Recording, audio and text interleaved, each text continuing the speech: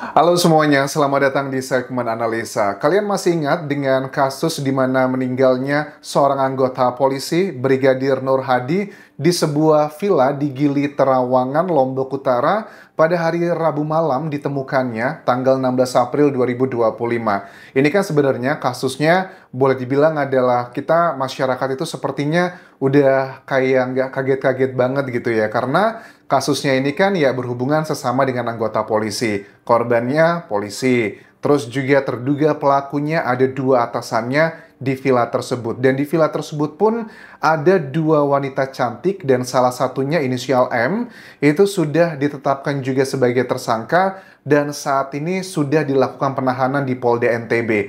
Tetapi ada dua perwira yang merupakan atasan dari mendiang Brigadir Nur Hadi, walaupun sudah ditetapkan sebagai tersangka, tapi sampai hari ini aku lihat update-nya masih belum dilakukan penahanan. Kalau menurut Kombes Pol Syarif Hidayat, Direktur Reserse Kriminal Umum Polda NTB, alasannya sih karena dua perwira ini tinggalnya kan di NTB juga, jadi tidak sulit untuk dimintai keterangan. Tetapi kalau perempuan inisial M, dia adalah asalnya dari Jambi. Memang khusus datang di tempat tersebut atas permintaan salah satu tersangka di sini, teman-teman. Jadi memudahkan pemeriksaan, makanya dilakukan penahanan. Tapi kan ada dua perempuan tuh, ada juga perempuan yang inisialnya P. Sampai saat ini status dia masih menjadi saksi dan ini menimbulkan kayak pertanyaan lah dan juga kayak kecurigaan bagi sebagian masyarakat. Ada apa begitu? Terus kronologinya seperti apa sebenarnya dan siapa aja nih para tersangkanya? Kenapa belum dilakukan penahanan sampai sekarang?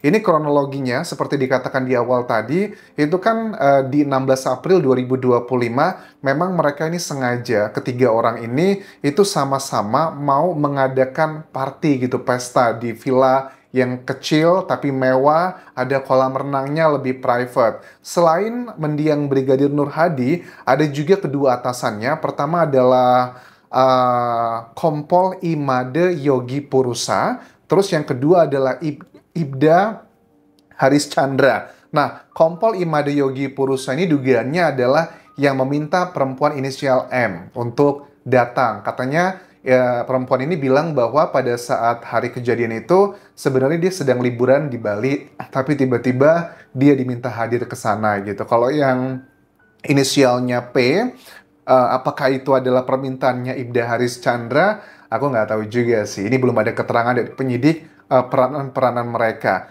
Nah, kemudian dugaan-dugaan dari kronologi ini semakin dikuatkan dengan hasil otopsi. Yang paling mencurigakan sebenarnya gini ya, dengan segala hormat, dengan tidak mengurangi rasa duka cita terhadap keluarga dari Brigadir Nur Hadi.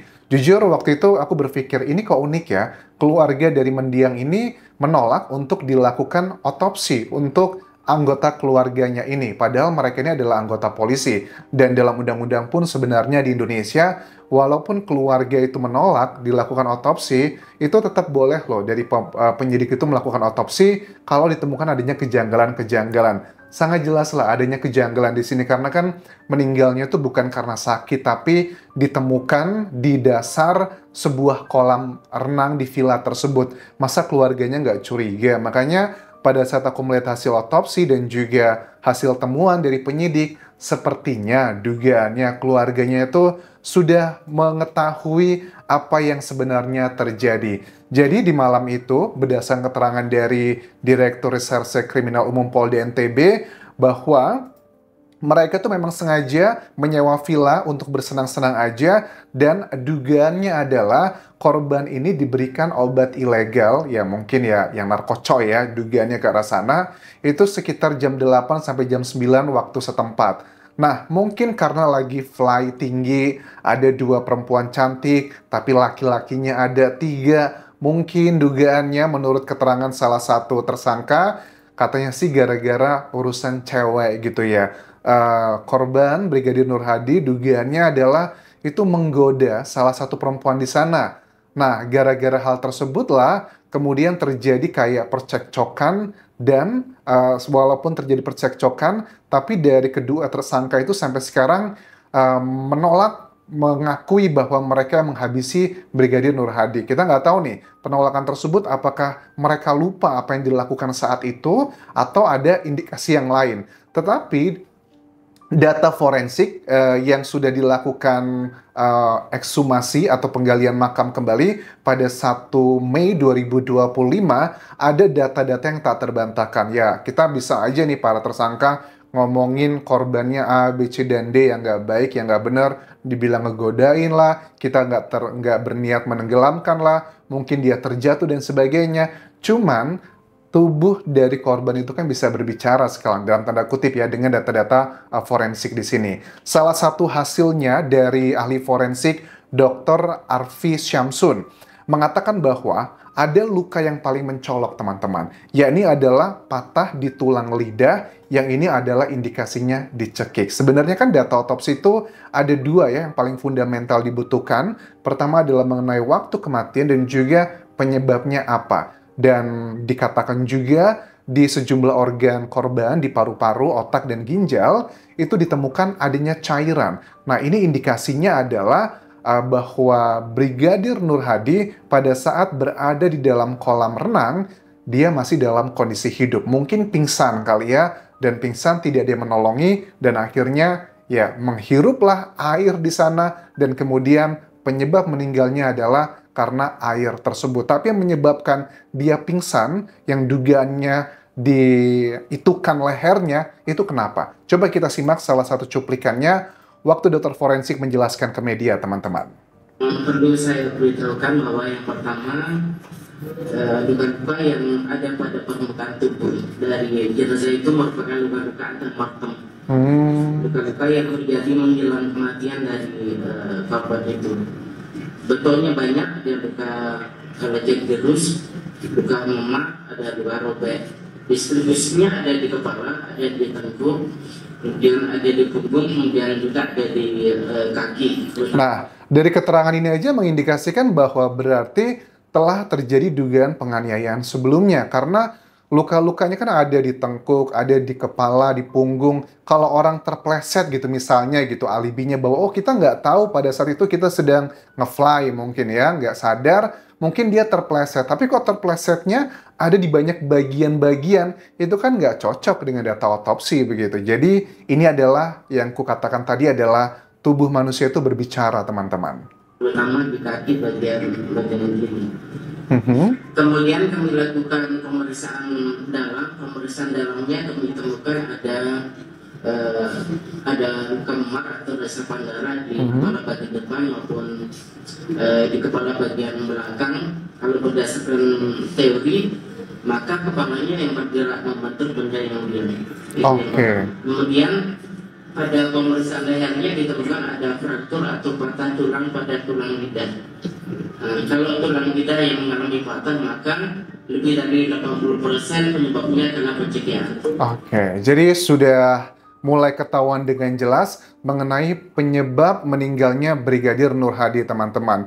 Ditambahkan lagi ada luka lecet, memar, dan robek di banyak bagian tubuh korban. Ya, itu bisa menjadi konfirmasi bahwa ini bukan kesalahan atau mungkin kelalaian dari si korban sendiri. Karena kalau aku lihat di sini kan, memang sudah ada indikasi kuat ini adalah efeknya karena ya mungkinkah perundungan di situ, dan pasal yang dikenakan ini kalau aku lihat dari keterangan penyidik, ini pasalnya pasal 351 ayat 3 KUHP mengenai penganiayaan yang menyebabkan meninggal, dan juga pasal 359 mengenai kelalaian. Tapi menurut aku yang paling mendekati adalah pasal 351. Dan ini hukumannya kan kalau nggak salah sekitar 7 tahun penjara, teman-teman. Dan kalau di aturan kepolisian, setahu aku, kalau seorang anggota polisi kena hukuman di atas berapa tahun ya, teman-teman? Aku lupa deh. 2 tahun atau 3 tahun ya. Kalau terkena putusan pidana tersebut, dihukum lebih dari 2 atau 3 tahun, aku lupa, please correct me ya. Itu kayaknya langsung di PTDH ya, di pemberhentian dengan tidak hormat. Dan ini ternyata aku cek di media, memang sudah dilakukan PTDH dari kedua perwira ini, teman-teman. Sanksinya itu dijatuhkan pada hari Selasa, 27 Mei 2025. Artinya ini terjadi PTDH setelah dilakukannya otopsi pada 1 Mei. Kalau tidak ada otopsi, kayaknya mungkin bakal aman-aman aja.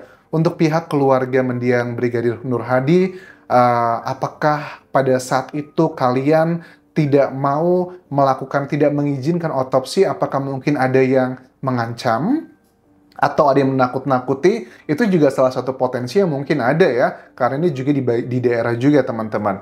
Terus terkait dengan saksi lainnya, kan dalam peristiwa itu ada 4 orang berarti ya selain korban. Ada 2 perempuan lainnya di situ. Kenapa menurut M ya, inisial tersebut, dia sudah ditetapkan tersangka tetapi partnernya yang juga perempuan di sana inisial P itu juga belum ditetapkan sebagai tersangka. Nah, profil dari M ini adalah perempuan asal Jambi. Dia mengaku sebagai tulang punggung keluarga. Dia membiayai ibunya beserta 5 saudaranya. Dan memang untuk hari kejadian saat itu, dia diminta untuk datang ke sana untuk menemani Kompol Imade Yogi Purusa saja selama semalam doang. Jadi kita sebagai masyarakat awam sudah mulai bisa berpikir bahwa oh inikah mungkin hanya sekedar party-party dari sebagian pria mengundang wanita-wanita cantik, ada dugaan menggunakan obat ilegal tersebut, kemudian kayaknya sih nggak cocok ya kalau ada obat-obat terlarang tapi tidak ada minuman alkohol. Kayaknya satu kesatuan nggak sih? Kayaknya nggak mungkin kalau cuma satu doang gitu. Ya, I don't know ya, mungkin mengarahnya ke sana juga. Ini sangat mencederai sih menurut aku adalah dari citra kepolisian kita yang terus lagi memperbaiki dirinya, tetapi dengan adanya case ini ya harus dibongkar, karena kalau nggak dibongkar semuanya, citranya akan sangat buruk, dan ini semakin ngebuat kita miris ya. Ternyata ada banyak oknum-oknum di sana yang harusnya mereka menegakkan hukum, tapi malah melanggar hukum. Obat terlarang, jelas melanggar hukum. Melakukan aksi seperti ini, jelas itu melanggar hukum. Apalagi ini atasannya sendiri loh. Gila ya, tega banget nih. Terima kasih sudah menonton. Sampai ketemu lagi di video berikutnya. Tinggalkan like dan juga komen. Subscribe channel YouTube ini, follow Instagram, Facebook pageku, dan juga akun TikTok di Anjasa Asmara. Sampai jumpa.